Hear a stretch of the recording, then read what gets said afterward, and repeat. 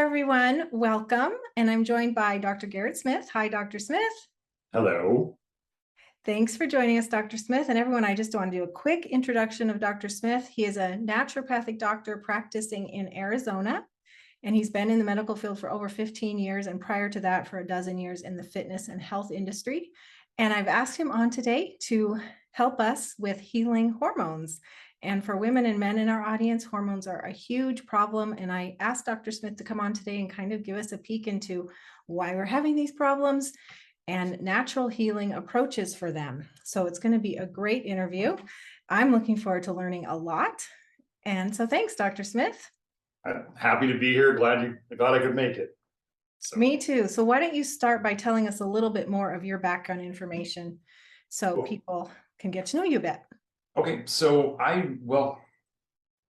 graduated. So like you said, I was in the personal training field. I originally, as a kid, got into bodybuilding and lifting weights, and that eventually leads to nutrition, right? Because as they say, 90% of fitness is in the kitchen, right? So fitness led to nutrition led to naturopathic medical school, and that led to where we are now. I did a bunch of approaches in my past. I had phases like most NDs do, or alternative practitioners do, where they think everything's caused by this one thing, whether it's candida or toxic metals or Roundup or whatever, hormone deficiency, right?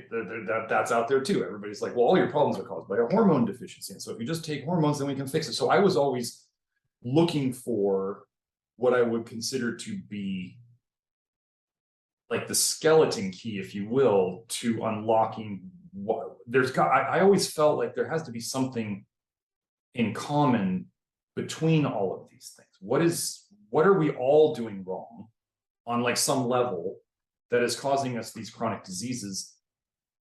It may show up differently in different people, which always made sense to me as like, why do colds and flus, why does one person have a sore throat and another person doesn't? Why does one person have a fever and another person doesn't? So it's supposedly the same thing happening, but it shows up differently in different people. So can chronic disease do exactly the same thing? Could it be the same cause, general causes, but showing up differently in different people? So philosophically, I was always trying to get to the root of things. One of our oaths is, treat the root cause, right? Treat the cause. And I saw my fellow practitioners, the people I went to school with, doing, things like Botox and things like, prolotherapy, where they're injecting no joints, which is not a bad thing. A lot of things that treat symptoms are not necessarily a bad thing. But if we can figure out what is causing the problem, and we can remove that, well, let's just say it's a toxicity causing the problem. If we can remove that toxicity, the body can fix the damage, in my estimation, if you give it enough time. If it's, let's say, a mineral deficiency, then we can give the body what it needs, and it can refill its stores, and then it can do what it wasn't doing before. So those several things is what kind of drove me. That's what I kind of figured out was kind of the root of most people's problem. And that's what I do, like we're going to talk about today in terms of hormone issues, is we're working on fixing those things. So that's kind of where I'm coming from. Great. I love that. And that really corresponds to your name online, Nutrition Detective, looking for toxicities and deficiencies. Yes. Yeah. And everybody's individual. I think it's such a great approach because this isn't cookie cutter. It's like, what's going on in your body? Yes. Fantastic. Okay. So here's a big question for you. Why do we have hormone problems? Why? Like that's a big question, right? Yeah. How do these things start? Well, I was going over today in terms of, because hormones is a big category, right? There's sex hormones, there's thyroid hormones, there's adrenal hormones, there's all these hormones in different areas. So I was going over today on my live stream on YouTube about the connections between how vitamin A, which one of my expertise areas is in vitamin A toxicity, and how vitamin A toxicity can negatively affect thyroid hormones. I don't for those of you who are unfamiliar with me, I do not believe that vitamin A is a true vitamin. I believe it is derived from a plant poison called carotenoids, and I help people get better by having them avoid it. So in terms of and as an example, a lot of ladies out there are often told that they're estrogen dominant, right? They have too much estrogen relative to progesterone. Well, two of the big things that I treat, I mean, many people hopefully are familiar with like plastics and plasticizers that are toxic to humans and animals, and they're very, very estrogenic. So we have this toxicity problem right off the bat, right? We have estrogenic toxicity from things they're called xenoestrogens. Yep. Which are kind of, if you think of the word xeno as being alien, they're alien to our system. They're not meant to be in our system, right? And they maybe weren't really meant to be on Earth until we made them. So xenoestrogens is one. One of the things I tell people not to do too much is what are called polyphenols, which is where plant phytoestrogens come from. And so people are eating lots of plant estrogens. Most people are familiar with these things from soybeans. And many people out there are very familiar with soy as not being a really good thing to consume. And soy contains anywhere from 1,000 to 10,000 more phytoestrogens than other plants. When they ferment soy, like tamari or tempeh or natto or the fermented soy that was very traditional in traditional Japan, that actually destroys most of the phytoestrogens. Why did they start doing that? Why would they take more effort, put more effort into preparing their food unless it was probably for a good reason, right? Yeah. So we have phytoestrogens, and then we get into things like vitamin A. Vitamin A is actually, I could put my little quotes around it. It could be like vitamin, right? Because it's not really a vitamin in my opinion, but it's very estrogenic. It stimulates aromatase activity, which is what converts testosterone into estrogen. And so we have that effect. One of the other things I treat in people a lot is copper toxicity. Copper toxicity, which especially ladies, if you've done things like birth control pills, I have a video on my YouTube about how birth control pills will raise vitamin A and copper in the bloodstream, and they've known this since 1975. So we know that it's retaining more vitamin A and copper in you. And the funny thing is, so what you're hearing me say is that vitamin A is not good for you and copper is not good for you. And birth control pills are effectively making you infertile. And we just coincidentally see vitamin A and copper raising in your system. And then we also see a copper IUD. So they actually stick a copper wire inside of you and it makes you infertile. So these things absolutely affect your hormones and your fertility. And I've talked before about how fertility is health and health is fertility. So if you damage your fertility, whether you think it's temporary or not, you are damaging your health. So those things, the copper is extremely estrogenic. If you wanted to think in terms of masculine and feminine or testosterone and estrogen, copper is extremely estrogenic and zinc is the antagonist of copper, and zinc is pro-testosterone, which everybody needs. Don't think that just women need estrogen and men need testosterone. It's not that clear cut. We all need some of both of them. But in our world today, everything is very radically geared towards excess copper, excess vitamin A, not enough zinc, plastics, many toxins are very estrogenic. Okay. But we just tend to get this overload of estrogens, and these things that are often estrogenic can be stored in our fat because they don't go away right away. They can be stored in our liver, they can be stored in our fat. And so they sit there and as long as if you're taking in more in a day than your body's able to get rid of, you are slowly accumulating them and your problems will slowly get worse over time. Okay. It's just math, as I say. Yeah. So yeah, so that's where a lot of it comes from. That's what I fix. I have a video on my YouTube about I'm 46, and my recent testosterone level was basically about 900, which is for a 46-year-old man, small business owner, 2 kids, that's really, really good. And I do nothing special I don't boost my testosterone. I'm not taking testosterone. I'm not using testosterone boosting herbs. I'm not doing any of the stuff that all the internet people are trying to sell people. So what we're doing, and I have lots of women who have, we'll go over testimonials towards the end, I think. I have lots of women who have gotten hormone situations better with enough time.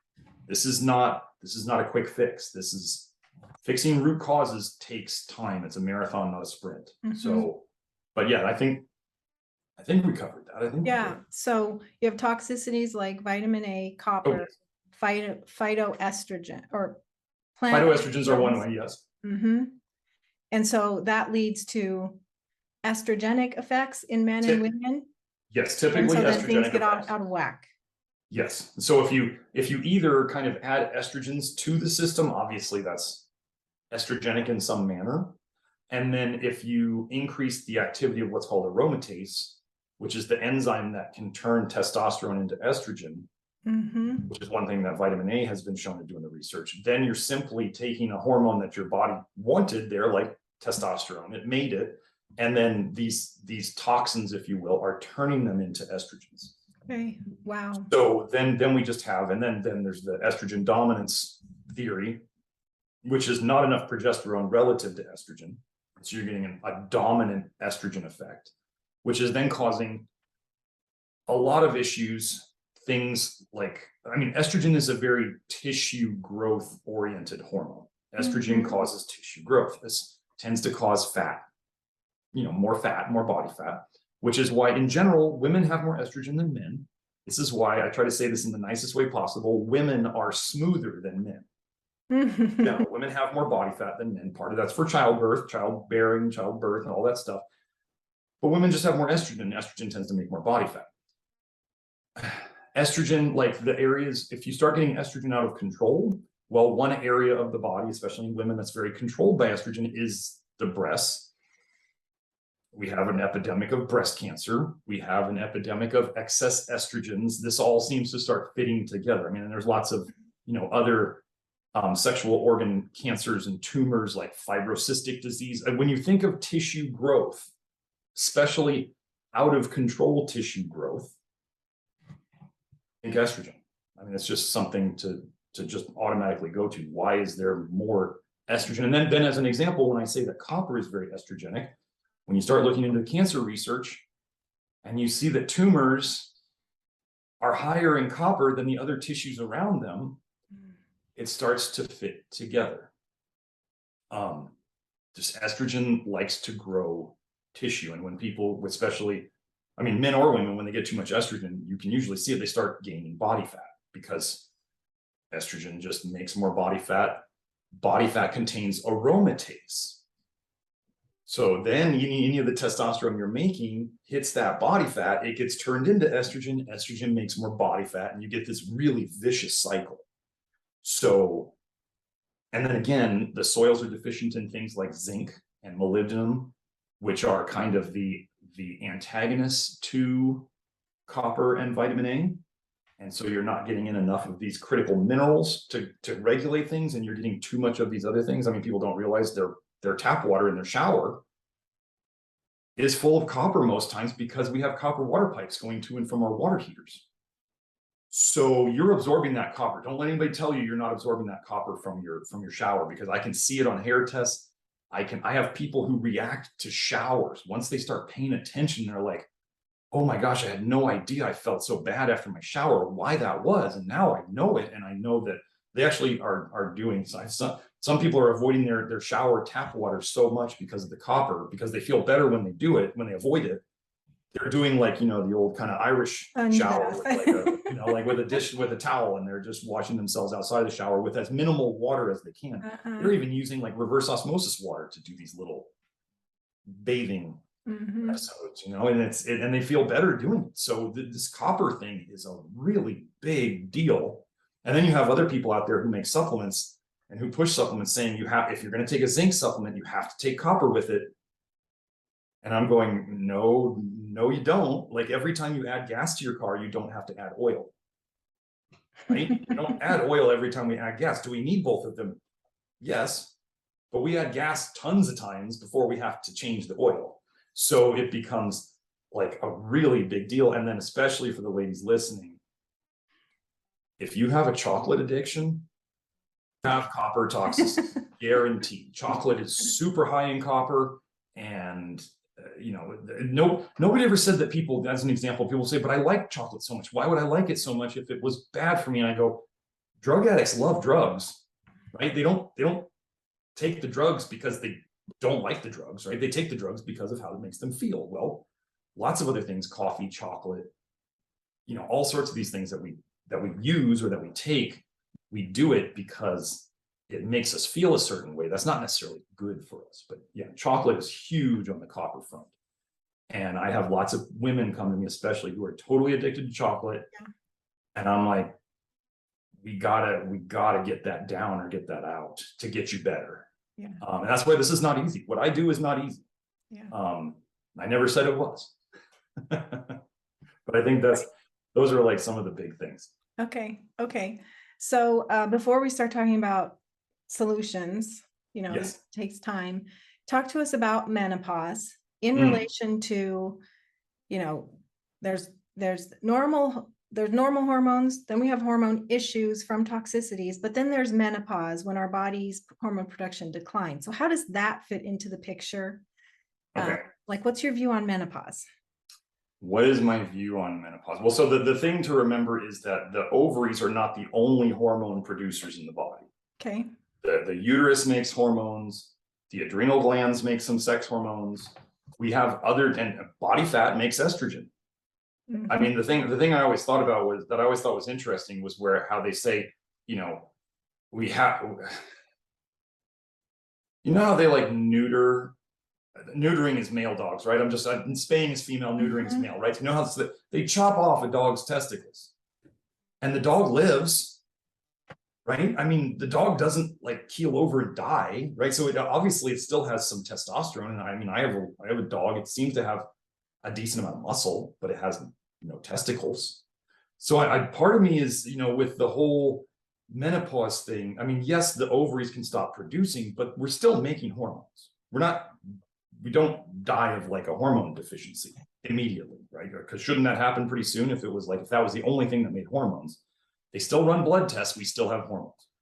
So, but obviously if they go and they remove, let's say, the uterus as well and do the full hysterectomy, that's going to be because the uterus does make quite a bit of hormones. And this is in the literature. So if you're out there and your doctor says, well, your ovaries are gone, you're not making hormones anymore, they're not up on the science because the uterus makes tons of hormones and the adrenals make sex hormones and your body fat makes estrogen, which is a sex hormone. So you're not making anything anymore. Now, interesting things about, how does the whole menopause thing work? I mean, you got to remember what I do is I'm just trying to get rid of the toxicity and fix the deficiencies.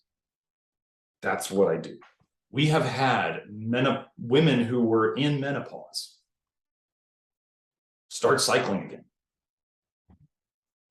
What did I do? I didn't do that. People will be like, well, how'd you make that happen? I mean, and a lot of women are kind of like, well, I'd rather not cycle anymore because I'm not really interested in having babies. And I'm going, well, cycling is youthful, right? If you want to be more youthful, you might want the more hormones of youth, which would mean you want to cycle in a way. So I'm just trying to explain it as yes, it may be a pain in the butt. Not that I'm familiar with it. I've never had to deal with that myself, but it might be a pain in the butt, but you are healthier. So all I was trying to do was make them healthier. I had no idea that this could happen, and it happened. So, but another thing that we deal with in terms of, how I said the adrenal glands make sex hormones, and I talk about vitamin A toxicity. Well, it's in the literature, it's in the scientific literature that they have used retinoic acid, the same chemical as retin A or tretinoin. Some of you ladies may be applying this to your face and absolutely destroying your liver. Your face may look great, but your liver is suffering. They gave this to people, and these people had Cushing's syndrome, which is hypercortisolism. So their adrenal glands were producing, and it's an autoimmune condition, their adrenal glands were producing cortisol over time, too much. So they were getting symptoms of excess cortisol or cortisone. They were getting the moon face and all the things that go with taking too much corticosteroids.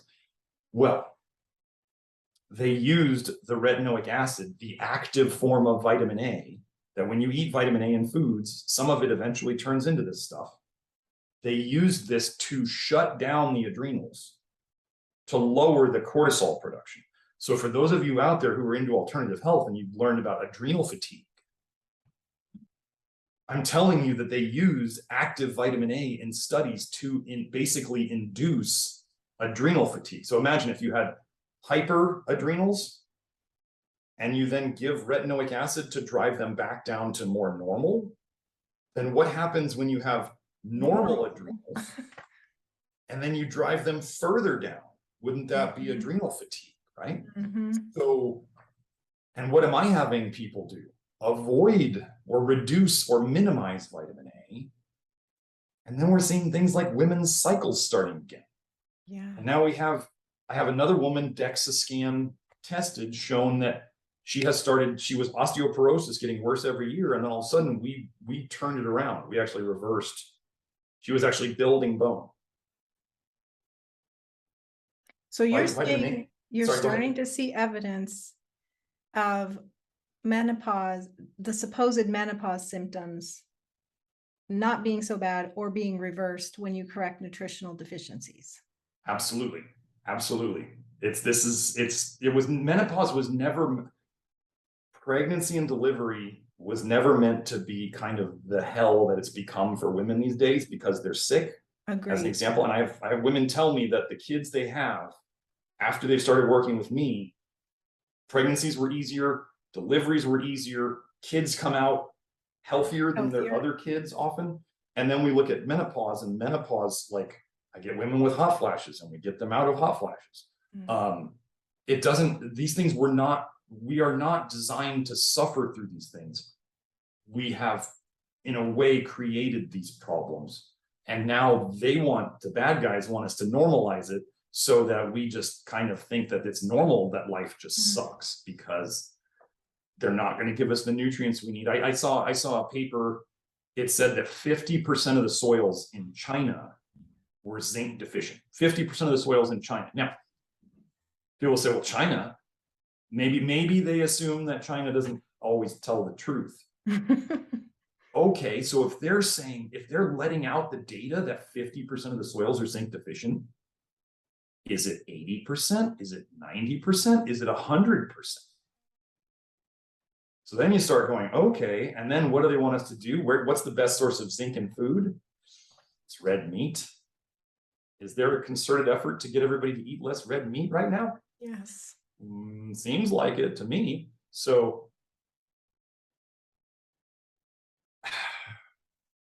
okay, well, that is shocking. yeah, there's a lot of funky stuff going on right now. Yeah, well, I was saying shocking about what you just said, just calling into question whether what we know about menopause is actually normal. So that definitely bears watching. Yeah, what I think what women are going through is not meant to be what we've been told to think is normal, the hot flashes and the osteoporosis and all this stuff. I mean, I have a paper on osteoporosis where they showed that generally when people got more than 3,000 units of vitamin A a day, their osteoporosis was worse. Well, a lot of people who are trying to eat healthy diets, they might get 3,000 units of vitamin A with breakfast. Yeah. And that's not even including their lunch and their dinner of sweet potatoes and whatever. Right. So it's and then their multivitamin. Yeah, and then they add their multivitamin, and then they add their superfoods. Basically, if you're out there eating a superfood that's sold to you as a superfood, it's super high in vitamin A. It's tragic. And I'm out here trying to undo it. Okay, so speaking of trying to undo it, what would you say about what's the best way for people to balance or fix their hormones? And you can speak generally, but it would also be great if you would address women and men individually or specifically. Well, you know what the funny thing about addressing women or men specifically is, well, as an example, when I work with people on, I do when people work with me directly. So there's two ways that people, that I work with people. One is the Love Your Liver program, which is a do-it-yourself thing.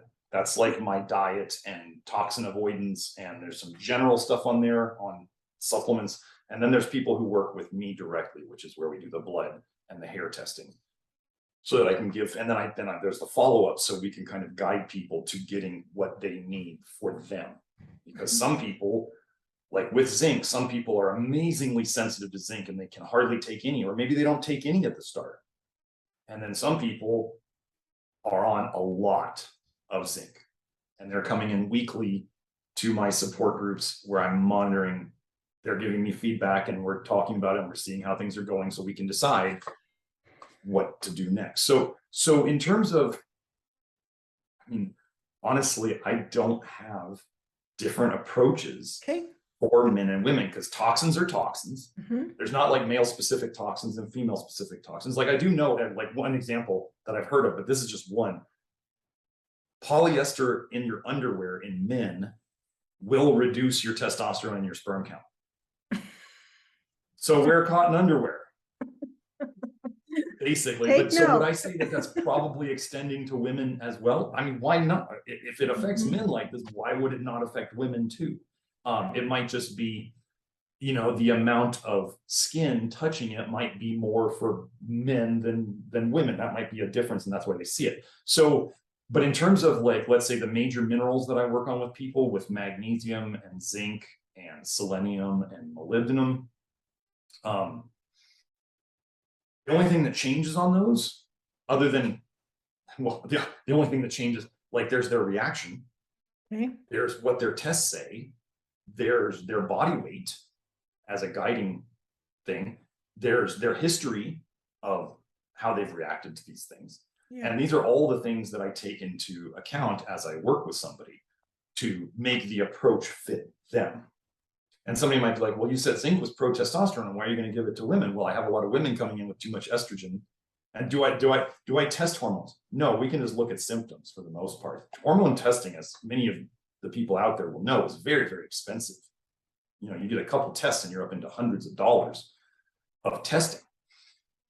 So the hormones themselves, so here's a different concept. I think of hormones as a symptom. People will say, well, hormones are the top of the pyramid. They're the most powerful things in our body. And they're the most important. I go, okay, so if they're at the top of the pyramid, right up here, what are they built on then? They're built on everything below.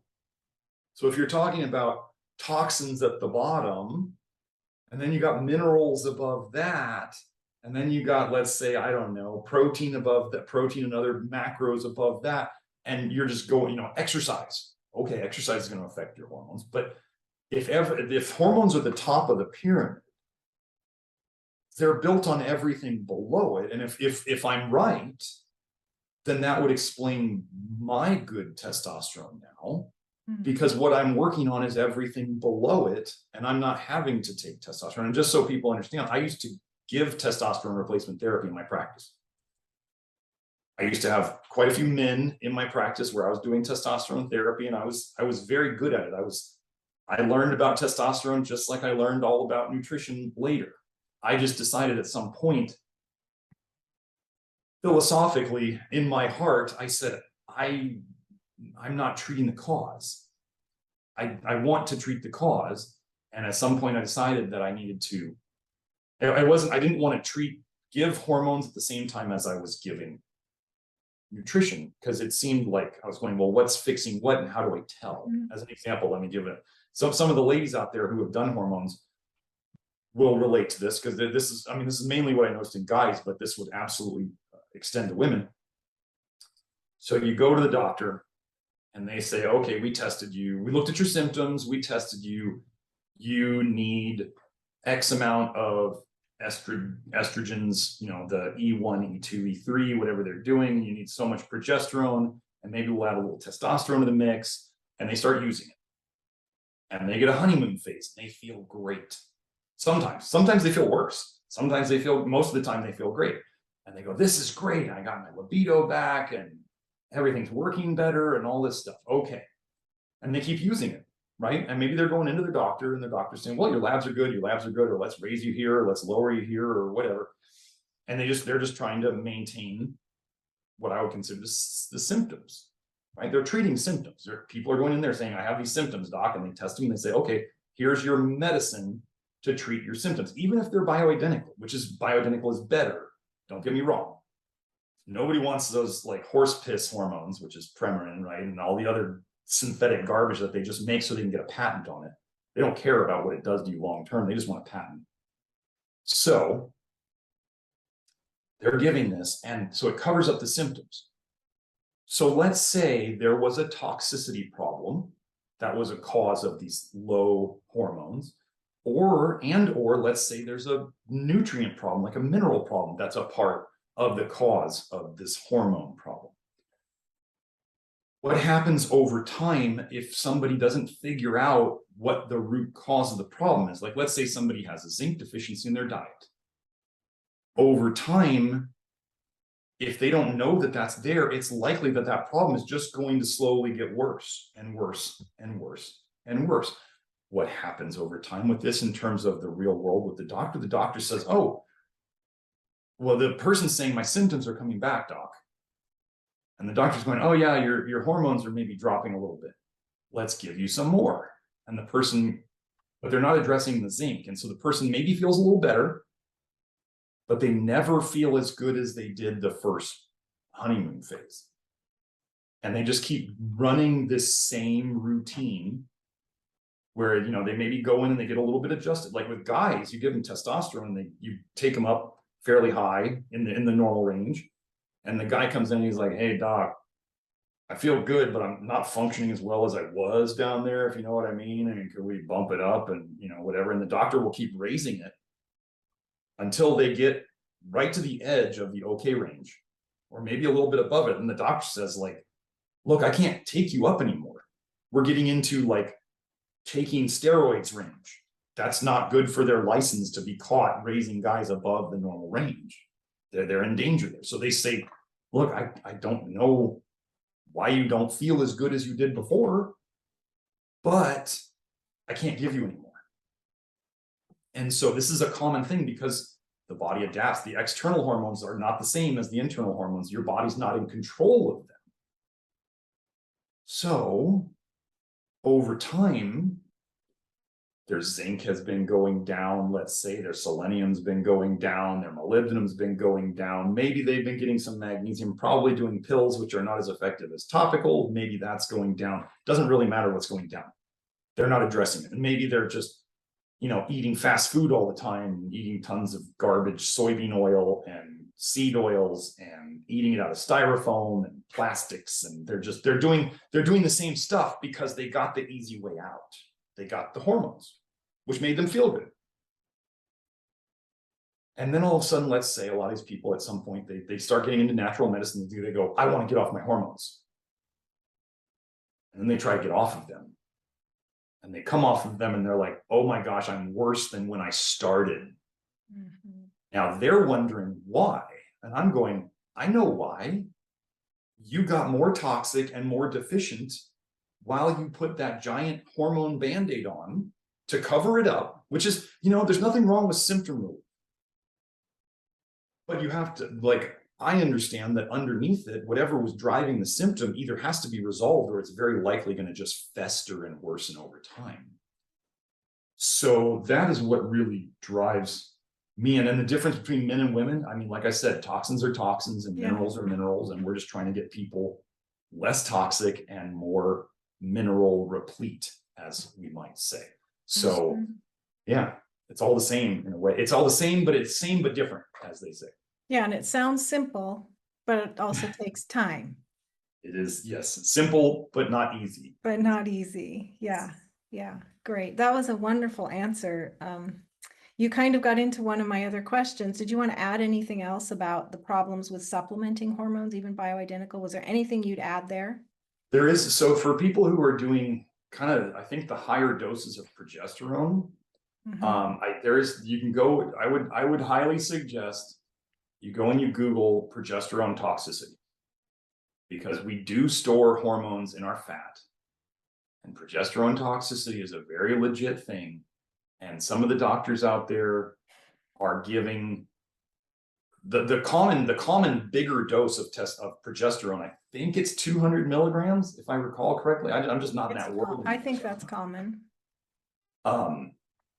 over time, that can be, I mean, just think about it. If you're taking in more progesterone each day than your body, I mean, your liver has to process hormones. Hormones are some of the most challenging things, like these giant, intricate things. They're huge compared to other molecules.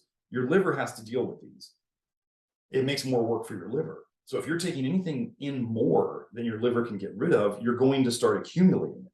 Your body doesn't want too much progesterone in your bloodstream. So what's it going to do? It's going to shove it into the fat because it can be stored in fat. And then if people start getting some issues and they start going, well, maybe the progesterone is causing me some problems, and then they get off of it, well, you still have potentially months or even years worth of progesterone in your fat cells to come out. Now, synthetic hormones are just,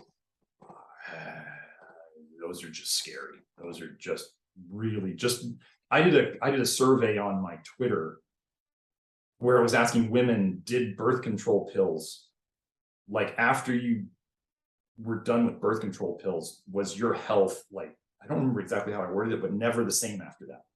And I think it was 2/3 of the women who answered the survey said my health was never the same after birth control pills. Synthetic hormones are a disaster. Bioidentical hormones are much better, but still you're adding a load to your liver.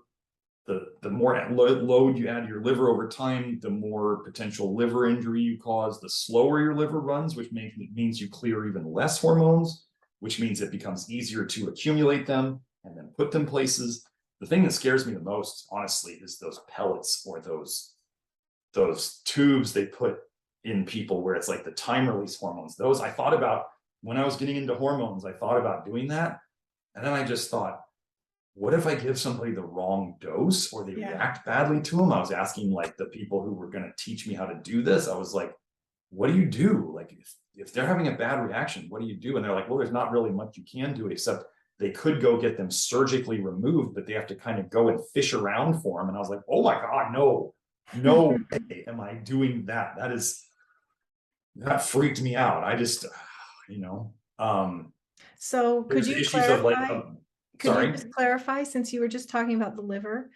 So creams, pellets, injections, oral, if there's any other forms, they all go through the liver. So they're all hard. Oh, they all, yes. Yeah. Let me explain that real quick. So if you were to take a pill, those go through what's called first pass metabolism, which is where you're absorbing the hormones from that pill and they're being absorbed from your intestine. They're going through the liver and the liver has the first shot at them before they've gotten into so the liver circulation, let me just simplify this. Your guts have a specific circulation that goes right to your liver. So when you absorb stuff out of your guts, it enters the portal vein, the portal venous system, but basically just think of that as a closed system and it goes right to the liver. It's like the bouncer at a nightclub. Like you want stuff you're eating and absorbing to go through the liver, which is your bouncer. It's going to say, you get to go in, you don't. Okay. So then your liver can chop up a lot of those hormones, which is funny that your liver would chop up a bunch of the hormones. Why would it be doing that if it didn't want to before they reach the system? So your liver will destroy a lot of the hormones that you take orally, which is why they have to give higher doses orally. It's also why when men take steroids and tablets, Dianabol and all that stuff, that's why it will just ruin the liver, is because they have to put stuff on the hormone. So it'll actually, more of it will make it through the liver, but that stuff they add to the hormone damages the liver. So pills are going to be the hardest on the liver by far. Anything that comes in from outside of basically the oral route, basically the swallowing route, whether it's creams or whether it's injections or whether it's pellets, those bypass what's called the first pass metabolism because they go right into the bloodstream, which means in a way that your body has even less control over them. They come in through the back door. They're basically sneaking around the liver. We figured out ways to sneak them around the liver. So you take more control of your detox away from the liver. So in theory, that could cause potentially more problems because the hormones are in there doing what they do before your liver gets a chance to say yay or nay.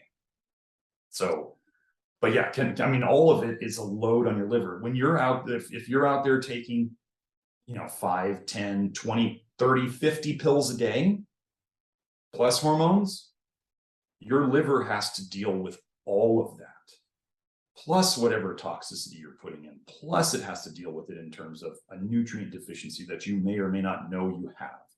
And it becomes, the more things you put in to do your liver, just think of it as like at your house, the more chores you have to do, the more likely you are to fall behind if you make any mistake, or if something pops up that, you get a stomach bug and all of a sudden you lose half a day and you didn't catch up on your chores. Well, you still got to do them.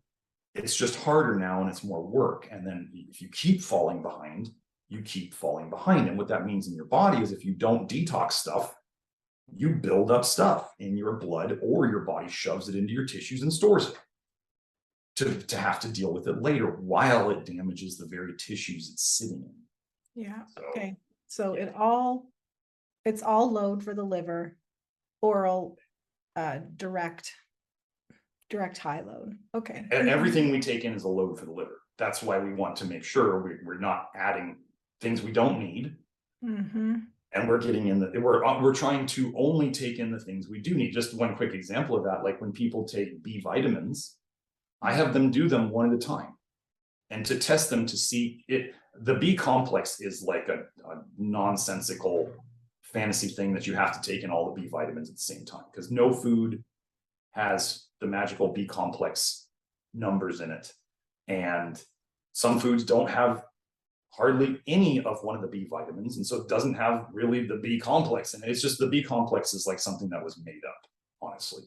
But I have people do them one at a time to figure out which of the B vitamins, if any, benefit them. And the ones that don't benefit them noticeably, they stop taking.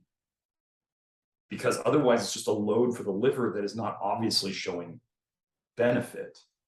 And when I have people eat muscle meat is the highest source of B vitamins you can generally get. So hopefully we get enough of that we don't have to supplement anything of the B vitamin category. But some people do benefit from it. And I that's something that has to be completely experimented with. So women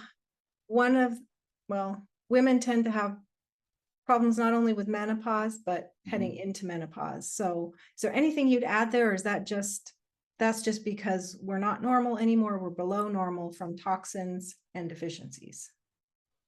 Yeah, it's generally, I won't get into cholestasis and the toxic bile theory today. That's a little bit much for this session. Just whet their appetite. Yeah. It's absolutely, it's all connected. The coolest thing, and the thing that can kind of confuse people about what I do, is we work on the same things regardless. We're working on the very same things, just trying to fix these specific, it would be great to address all the toxicities that are around, but still, you've been in my program and you know that it's a lot of stuff. It's not a couple of things. It's not like people will be just like, eat organic and avoid Roundup. That's great. That's true. Awesome. But it's not as simple as some people out there. As there's a saying I love, which is the confidence of amateurs is the envy of professionals. So like when other people are out there on the internet and they're like, this is the one thing that's causing all the problems, I'm like, oh, you're cute. You're really cute.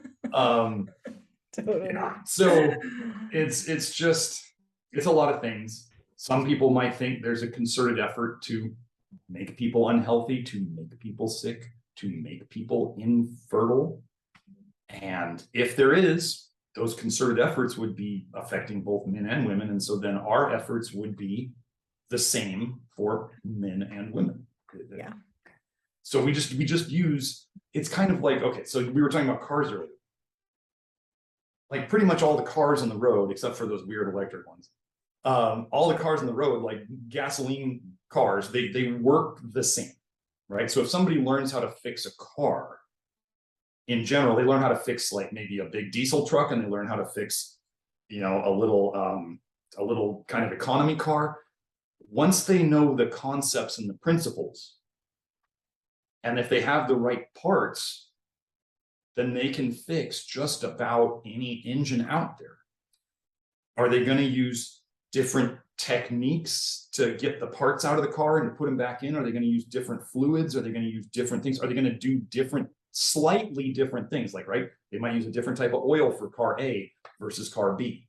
They might use a different type of gas for car A for car B. And then you have different parts that fit differently. But it's all the same. It's the same but different. So when we have the concepts and principles right, we just apply them differently for each person, or we do more of this for one person and less of this for another person. And then the same problems get fixed. But do different people need different things? Yes. But it's not like we're fixing an airplane versus a car. We're all humans. So we all generally need the same things, but does that mean that person A needs the same amount of zinc as person B? Absolutely not. Okay, so that's kind of the gist of it.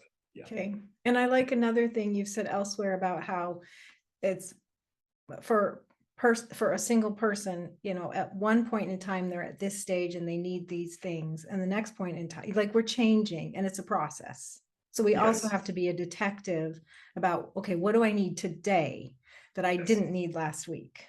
Or what do I need less of today than I needed more of last week?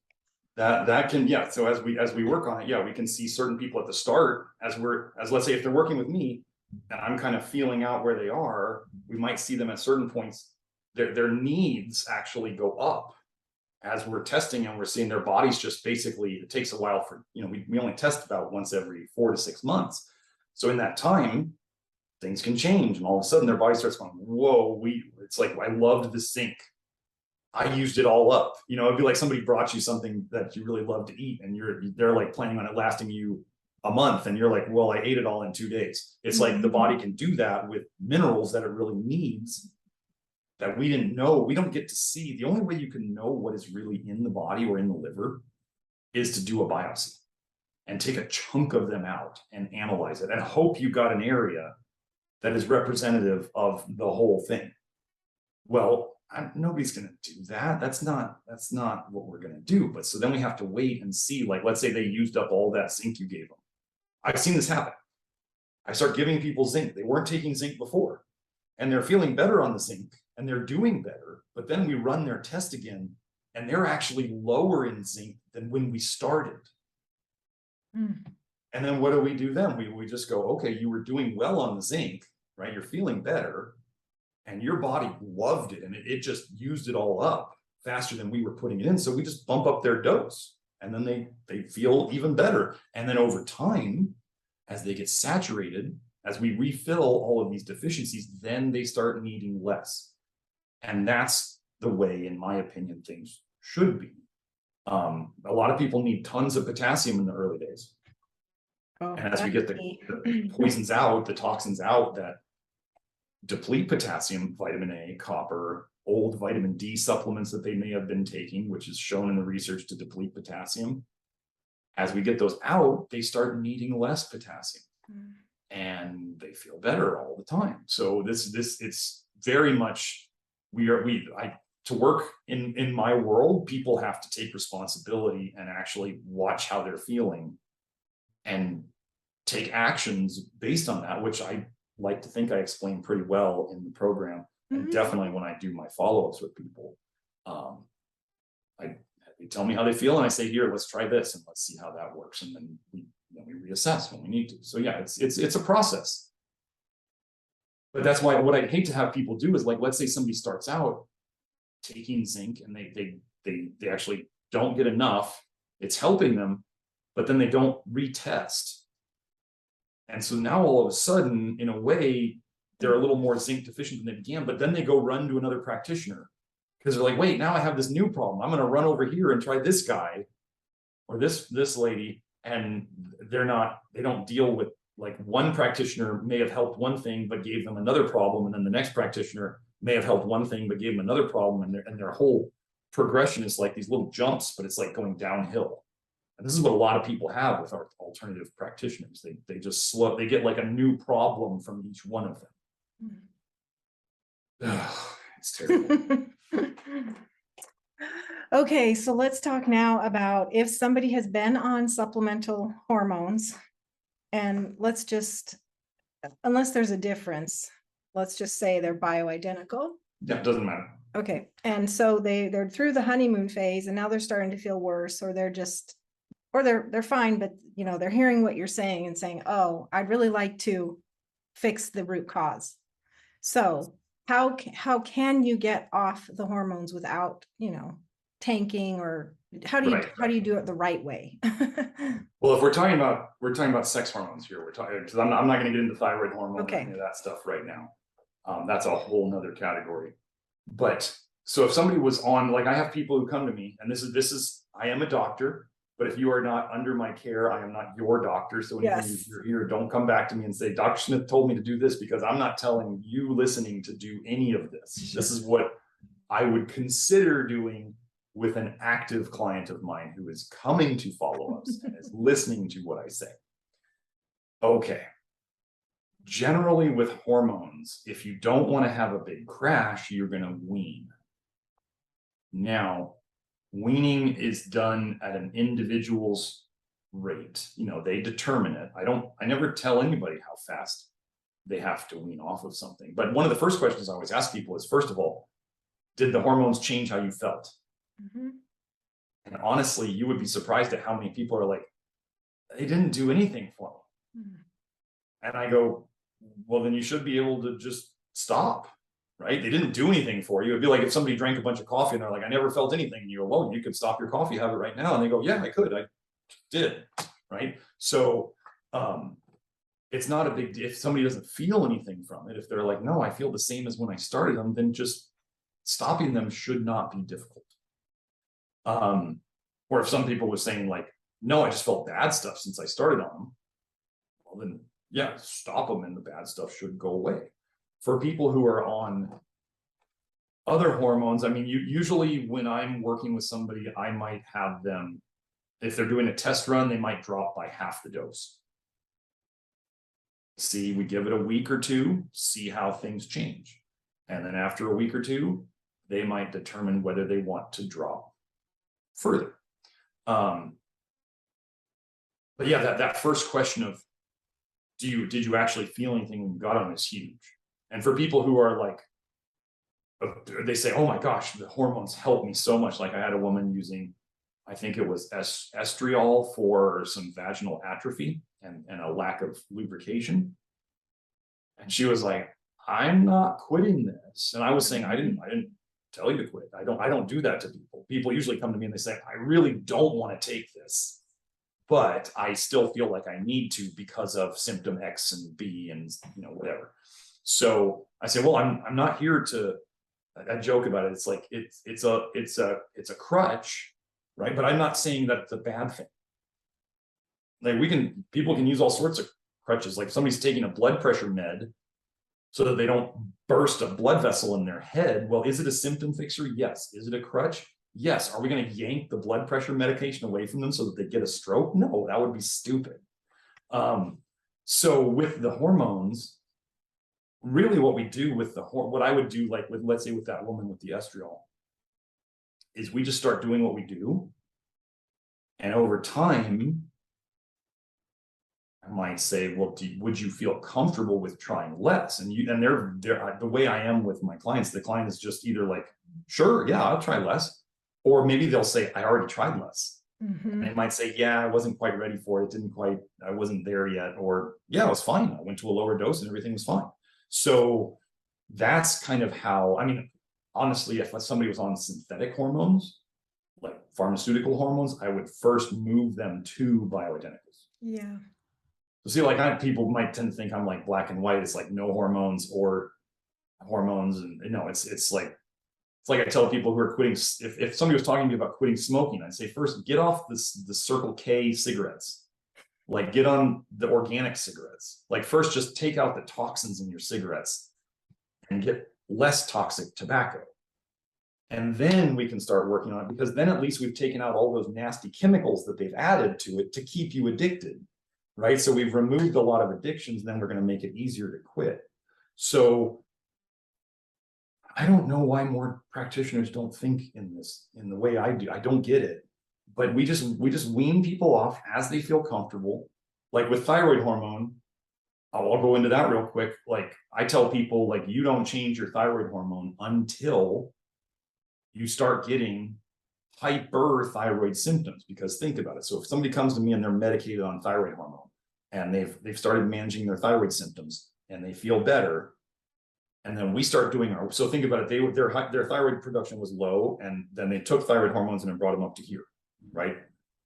Well, as we start getting them better, their natural thyroid hormone production is going to move up, this one, and now they're getting back to their normal spot, and now they're over medicated. Yeah. So then what I talk to them about, I kind of prepare them for them. I say, I want you to know the hyperthyroid symptoms so that if and when they happen to you, you recognize them. You know, maybe it's during the week, maybe it's on the weekend and I'm not doing my office hours, so I'm not following up with you, and you're just like, why is my heart racing and I have diarrhea and I can't stop thinking about everything all at once? And you go, okay, so they might cut their dose by half and see if within 1 or 2 days the symptoms drastically go back to normal. And if they do, then we very simply know that they were over medicated because we were actually fixing their thyroid. Mm-hmm. And some people out there are like, you can't fix the thyroid. Once you're hypothyroid, you're kind of stuck there. And I'm like, oh, that's not how things work in my world. So those are like ideas of how I work with people to get them. I mean, if somebody was working with me and they said, look, if it was like a guy, let's say, he's like, I love taking testosterone. I love what it does for me in the bedroom. I love what it does for me in the gym. He's like, I'm not getting off of it. I'd be like, okay. As long as you understand the consequences of your choices, fine, go ahead, do what I'm not here to tell you how to live your life. But wouldn't it be really cool if you didn't have to inject your butt every week? You know, wouldn't that be cool? And you don't have to spend an extra $200 a month on basically steroids. So, you know, and it gets expensive seeing the hormone doctors, right? It's not cheap. Not the office visit isn't cheap. The compounding pharmacy is not cheap. You know, it's the labs. And then the labs, oh gosh, the labs. So then you have all that. And then let's say somebody wants to work with me to try to fix it. Then you still have all that expense. And then you have working with me, which I'm not expensive compared to a lot of that stuff. But then now you have to have 2 doctors to get off of it. So anyway, it's not an easy position to be in. And like I said, people can stay on hormones if they want. I don't fault them that. We're all just trying to get through this life, you know, but most people would much rather think about when you decide that the way I look at it is, unless you're missing the organs, the glands that make the hormones, unless you're absolutely missing them or they've been like basically destroyed where they make nothing, we can absolutely improve what your body is making. Like there's usually a problem of why your body's not making it. And so we can at least start to repair that so that you need less hormones. Whereas when people go into it and they just get on hormones, there's that underlying problem that's likely still festering. And so at the end of it, not only do they have the extra load that the hormones were on their liver, there's also the possibility that maybe they were taking too much estrogen and it starts driving cancer processes and all this stuff. But at the end of it, they're also stuck with whatever toxicities and deficiencies were going on at the beginning, maybe new ones. And so my approach, just like with fertility, like people go to the fertility clinics, women go to the fertility clinics, they get pumped up on all sorts of drugs. And then they have a kid who is basically the product of all these pharmaceuticals. And so their kid's not going to be healthy. And the woman is less healthy than she began because she's been given all these cocktails of drugs.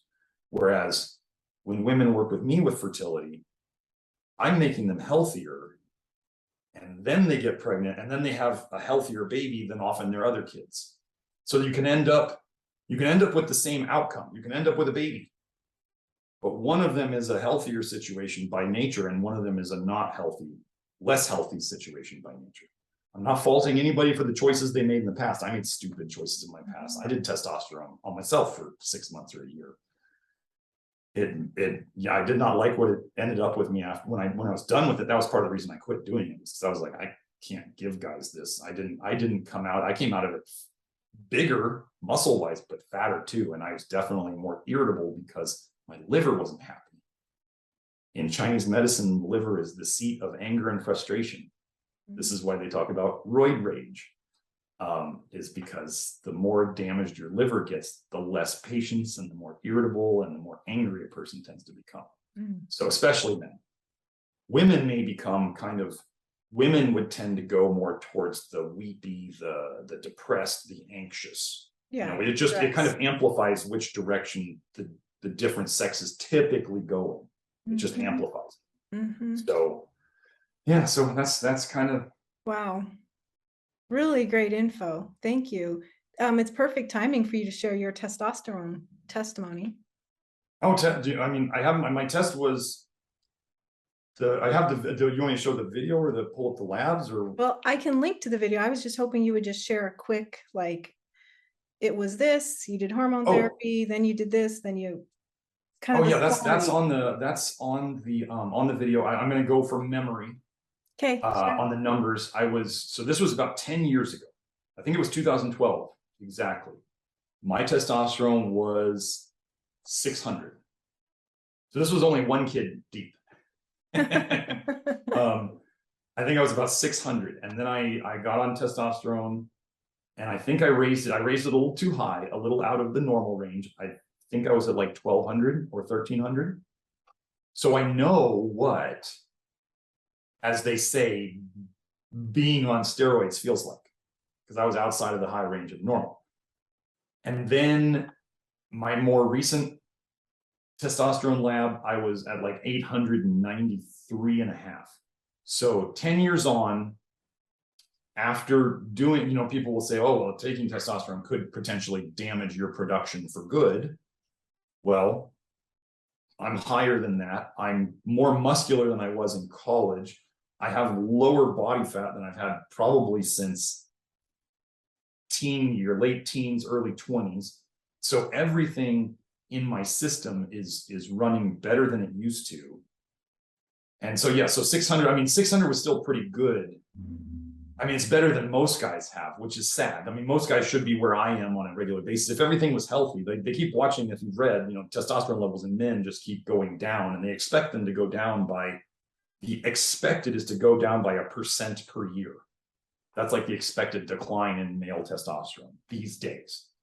Do I think that's normal? No, absolutely. I don't think it's normal. So, my estrogen level, based on the estrogen levels that doctors want who give testosterone, because when you give testosterone, a fair bit of it will turn into estrogen. That's the aromatase. That's what it does. That's how men can develop what's called gynecomastia, which is where men start developing breast tissue, right? And guys who are on steroids have to watch out for that, because you take a lot of testosterone, you make a lot of estrogen. But I think the big testosterone experts back in the day were recommending an estrogen level, an estradiol level of about 25. And my estradiol level was at 24. So it seems that my body was doing a very, very good job of both producing and regulating, the testosterone and the estrogen. I'm not having to take external anti-estrogen pills or herbs to try to keep the estrogen down. I'm just doing what I do. But I can tell you that actually in the gym the other day, I was specifically noticing one of the things that happens to people, but guys are going to be more familiar with this because guys mess around with testosterone and steroids more, is when you're on testosterone, the muscle pumps that you get are levels more intense than you would ever get when you're normal or less than healthy. And I was in the gym the other day going, this is a crazy pump that I'm getting. This is like back when I was on testosterone. It's really wild. So I think that there's so much room for improvement in people. And like I said, I'm doing exactly what I have my people do. I test every 6 months. I do my hair testing more often than my normal clients do because, well, I have a great haircut for it, right? And I have a special deal with the lab. Mm. So, but normally I do the hair tests about every, with blood tests, I do them every 4 to 6 months, and we just adjust as we go. So, but yeah, the hormone stuff, it's going really well. And the women who do go and get their hormones tested note improvements along with their symptoms improving. So on your story, 10 years ago, you used testosterone therapy to boost, but then you were kind of getting out of range. So you stopped. You also didn't like. No, I did. Well, I reduced my dose to get more in range so that I wouldn't get myself in trouble. Yes. But then you didn't really like it philosophically for whatever I didn't like reason, sticking a needle in my butt. Okay. And I didn't like, I was also doing some HCG, which is another approach to kind of keep your own production normal. So I was using more than one med. Okay. And I was having to inject the HCG also. Mm-hmm. And it was just like, I just started going, I looked at it and I went, I don't want to do this for the rest of my life. And that happens to a lot of people, right? They're like, I don't want to have to wake up and have to put the cream on. It's like a prison, right? It's like a self-imposed prison. And I was just looking at it after a while and I went, yeah, it's kind of nice, but I did notice my ex-wife at the time was like, you're kind of being a jerk, like a lot. And I was going, that's not normal for me. And I was kind of going,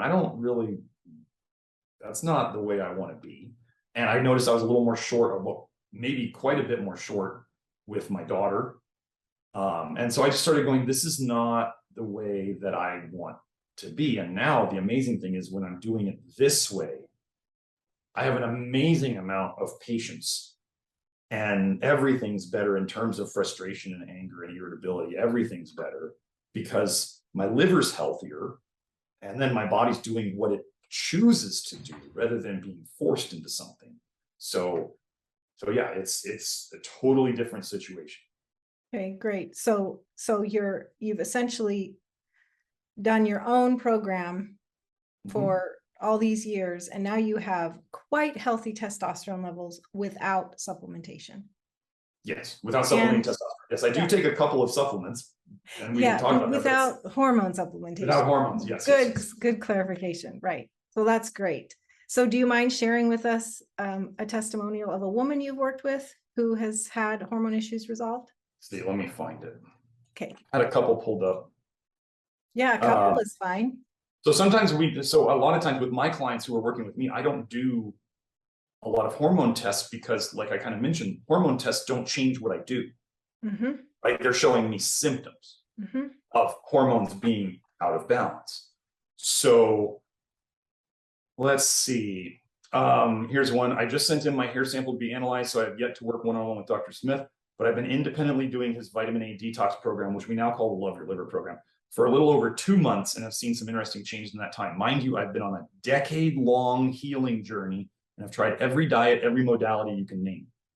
The thing that I've noticed most is that my quote, she put quotes around this, body pleasure seems to be increasing. I don't know how else to say it. My libido is going up and my orgasms are becoming more enjoyable, and my sleep is getting deeper. So that's just one evidence of hormones. For people who go on my YouTube page, which is just Nutrition Detective, youtube.com/Nutrition Detective. I have a video on there of 3 fertility testimonials of women who I worked with, and they went from infertile to fertile. One of the women, if I remember correctly, had 5 years of unexplained infertility. And one of those years she was working with me, and at the end of that 5-year time, she finally got pregnant again. So, but there's 2 other testimonials on that video. Great. Here's just a thyroid testimonial. Well, this is rather extraordinary, at least for me. Just got the latest TSH results. So 11 weeks ago, my TSH was 3.6, which is getting into, in my opinion, I would like it less than a 3 for sure. So anyway, when the numbers start going in that direction, they usually continue to do so. She means up, which is not good. They usually continue to do so without an increase in medication. This has been true for many years since I've started paying attention. The TSH reading today was 1.69, which is better. My TSH has never gone the opposite direction, and she puts in parentheses, the right direction, without an adjustment in meds. I'll be tested again in 4 months or so. People say my skin is glowing, although having a bit of a tan probably contributes to that. Haven't worn foundation since being at the beach last month. Anyway, so, and that's the haven't worn foundation. That may go along with a lot of people who do the stuff that I suggest. Other people tell them they look younger. So they may be doing something like that. Okay. So this is about a guy. Prostate obviously is related to male hormone stuff, but here's a guy writing about this. I have already written you about this, but I've had some benign prostatic hyperplasia, aka prostate swelling, for several years, but not bad enough to be too concerned about. But over the last couple of years, I have developed a sensation of pressure and mild pain, prostatitis. I have tried different formulas. He probably means herbal formulas. I also started having some pains in the pelvic/hip/thigh bones, which was very concerning. It seems that around day 24 of the diet, he's talking about the low vitamin A diet, the Love Your Liver program, I started seeing noticeable improvement in these symptoms. Now they are more sporadic and the prostate pressure and pain is almost gone. So on that note, I started developing, my dad died of prostate cancer in his late 60s. So somebody might say I might have a genetic tendency towards being weak, having a weak link in the chain in that area. I started developing prostate issues in terms of urinary issues in my mid-20s. So that was a bad sign. And I also took a drug called ketoconazole, an antifungal, as a teenager for a skin condition. Well, if you go and you look up ketoconazole on PubMed and you type in ketoconazole and testosterone, you'll find all sorts of research showing that ketoconazole damages your testosterone production. So I had prostate issues in my mid-20s. I know that ketoconazole damaged my testosterone. I won't go into the symptoms of that, but I know that it damaged my testosterone as a teen. And then now, at age 46, I have no prostate issues or urinary issues. And my testosterone is where we discussed earlier. So obviously those are all related to hormone type stuff. Okay, so this is kind of a long one, a little longer, but here we go. I've been on Dr. Smith's hair mineral program for the past 3 years, and it is the only program that has proven itself to work for me and my family members who are on it now, also after my success. After 35 years of chronic health issues, including fibromyalgia and hormone imbalances, I had given my best efforts to conventional medicine, traditional Chinese medicine, and acupuncture, numerous diets, low carb, alkaline, vegetarian, vegan, Weston A. Price, and everything in between, custom supplements based on blood tests, and even iridology, which is the eye reading. I saw many well-intentioned specialists who had many answers that led nowhere, as well as doing a tremendous amount of research on my own. I was just leaving my, quote, I give up phase when I came to Dr. Smith with very little optimism and a literal long list of ailments. Slowly in some areas and quickly in others, I began to see improvements and then began to cross each health issue off my list. My experience with the hair mineral analysis program, hair mineral analysis is one thing I do. I also do some blood tests, has been one of the 2 steps forward and 1 step back as my body has cycled through the healing process. Dr. Smith has walked me through each bump and celebrated with me over the successes that followed. Having confidence in my health provider and 3 years of consistent improvement makes it easy to continue. I have my list to look back on and a whole lot of hope to cross off the few remaining issues. I would encourage anyone who's considering Dr. Smith's program to jump in with both feet. His unique approach has been a worthwhile investment and his communication is top notch. Our family is the healthiest we've ever been. So anyway, so she included hormone imbalances in there as one of the symptoms that had gotten better. She just didn't go into specifics, but that's what I brought for today. Neat. Thank you for sharing those, Dr. Smith. And I will add that since working with you this year, which has been 6 months, the previous 6 years, I had only increased thyroid medication. And now in 6 months, I'm down by 1/3 and hopefully more. Yay. So that's really great. And I can share other testimonials with our audience as time goes on, because I feel like I've just barely started getting well. This is what we're trying to do. I mean, all we're trying to do is just bring things back to the way they're supposed to be. But yeah. People will say, well, people 100 years ago or 200 years ago or 300 years ago didn't have to do what you're saying to do, Dr. Smith. And I go, people hundreds of years ago didn't have tons of pokies, tons of pharmaceuticals, tons of chemicals that they didn't have cosmetics. They didn't have toxic cleaning supplies. There wasn't Roundup. There wasn't GMOs. There wasn't, rancid oils that they're eating. Really, the idea here, I just went over this in the live stream today. The world that we're in today. So if you have somebody broken in a broken world, we are going to have to do things that people who back then who were not broken and were not in a broken world, we have to do more things to basically take the load off of the liver. So we have we have deficiencies of the soil. So if your soil's deficient, that means the plants are deficient. So if you're eating those plants, you're deficient. And if you're feeding plants to your meat animals, those animals are deficient. So everything's deficient up the chain, right? And then everything's toxic. And your liver, just being alive each day, you make toxins. Like just like your car has an exhaust, right? By being alive, we make toxicity. Okay, so now you have that base level of toxicity that your body has to deal with every day just to stay alive. It's kind of like when people talk about the calories that you need, like your basal metabolic rate, like you need X amount of calories to do your daily bodily functions. Or if you stay below that too long, you're going to shrink and shrivel and eventually die. Okay, toxicity, you make a certain amount of toxicity per day. And then whatever you add to that, whether you chose to or whether it was forced on you, you then have to get rid of it. So then if we want to bring that toxicity down and also get your minerals back up, well, it'd be really good to know how much of the minerals you need and you respond positively to. But also we have to do more things to reduce more toxic exposure than people back in the 1500s did. I mean, this should just make sense to people, right?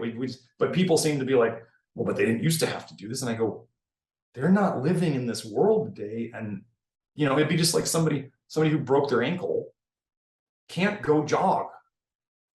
You can't just be like, go out and exercise and jog. You're like, you broke your ankle. They need to do rehab exercises, right? And what we're kind of doing is rehabbing their liver. So you need to take the load off of the liver so it can get back in shape the way it's supposed to be. So when people hear a lot of the concepts that I go over, it starts to make sense to them. Yeah. And then they go, oh, this makes sense. And I go, yeah, and it's not easy. It's the ideas. You could just list out the ideas and say, this looks, it's simple. Just do A, B, C, D. But then they start going, this is not easy. This is difficult. And you go, well, but you always say, just make one change at a time. Yeah, you can't do it all at the same time. And then you can also measure better what impact a change has on you, because you will either feel better, no change, or worse. Yes. And something is, I do a lot of things, which is something is better than nothing, right? So if people did one thing on my list, right, of things to, let's say, avoid, well, that's better than they were doing before, right? Yeah. And then there's perfection is the enemy of good, right? So people think they have to be perfect and do everything all at once when they first start. And I go, don't do that to yourself. Like, just pick one piece, work on it for maybe a week or two, and then pick the next piece and use up. I went to a woman's house and she had like pounds of carrots in her fridge, like bags and bags of carrots. And she started talking, she's like, I got to get rid of all this, don't I? I'm like, you can do whatever you want. Like, you can eat it up, you can use it up, and she actually went, well, I'm just going to take it back and return it, because it was like a Walmart thing. She's like, I'm just going to take it back to Walmart and return it. And I was like, cool, get the money back, poison, get the money back. So, but yeah, I remember I was going through stuff at my house, and I went through everybody's gone through the diet phases where you're like, oh my gosh, I have to throw away all of this stuff. And then you either decide, like, was I going to give it to somebody else? Yeah. But then, like, morals and ethics, you're like, well, wait, if I think it's a poison, do I want to give a poison to my neighbor?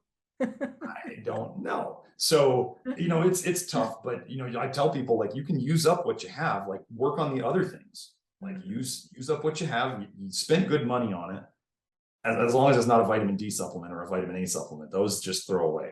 I tell people, like, usually I don't make people throw stuff away. I mean, I don't make anybody do anything. I tell them that everything you do is up to you, but we can throw things away. And I'm to the point now where I'll be like, yeah, just probably better just throw that away. But anyway, yeah, we're just trying to get back to it, and people can go at any pace they want. Obviously, the more things you do, the sooner. There's good and bad to doing things quicker. One, the quicker you add things, in theory, and this makes sense, the sooner you can get better, right? The more toxins you take out and the more you get your minerals right, the sooner you can get better.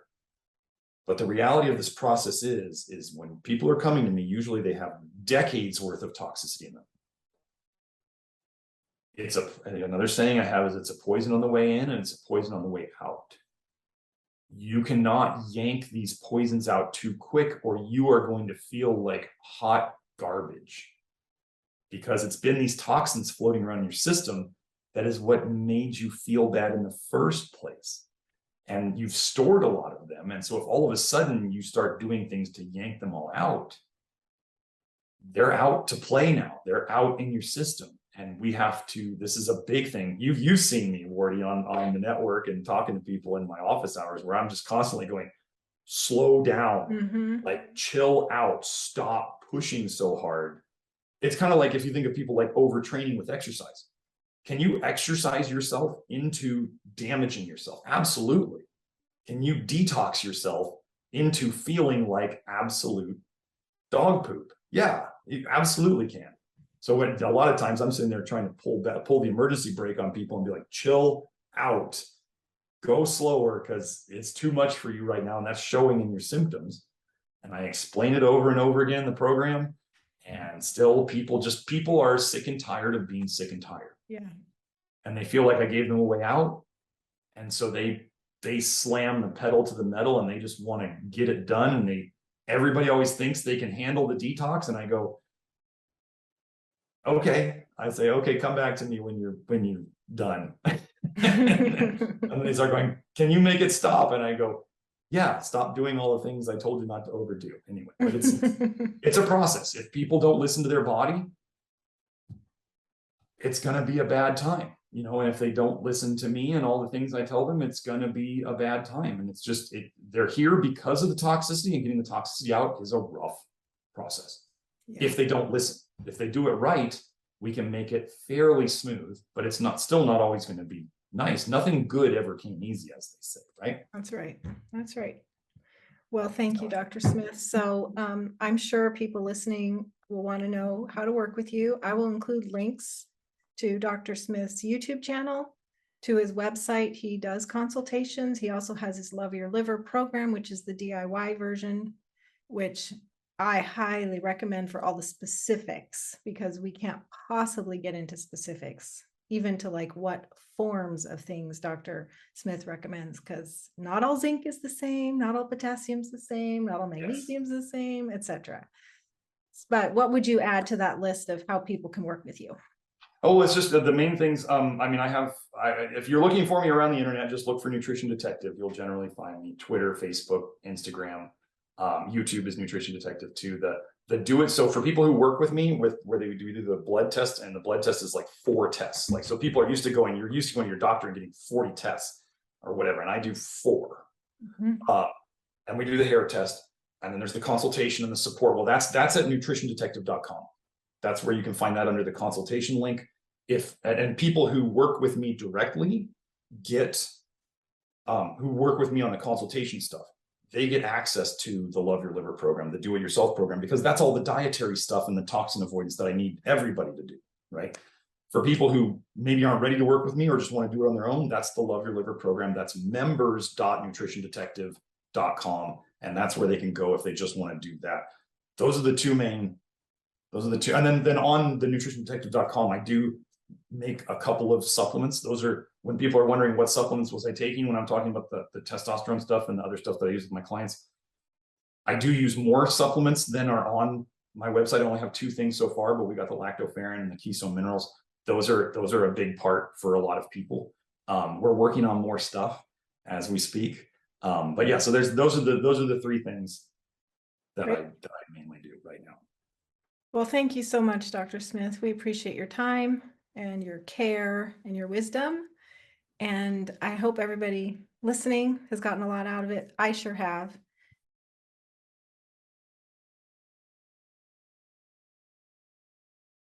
And if I would say anything, it's basically that everything you have told me works. I have felt benefit from everything you've told me from your program, and working with you individually too. So I'm very, very thankful, and I hope others will avail themselves of you as well. That's the goal. That's all I'm trying to do is help people get better. And it's empowering because I also feel like I'm working with myself, my own body at a level I haven't before in my life. And I'm in my 40s and it's about time.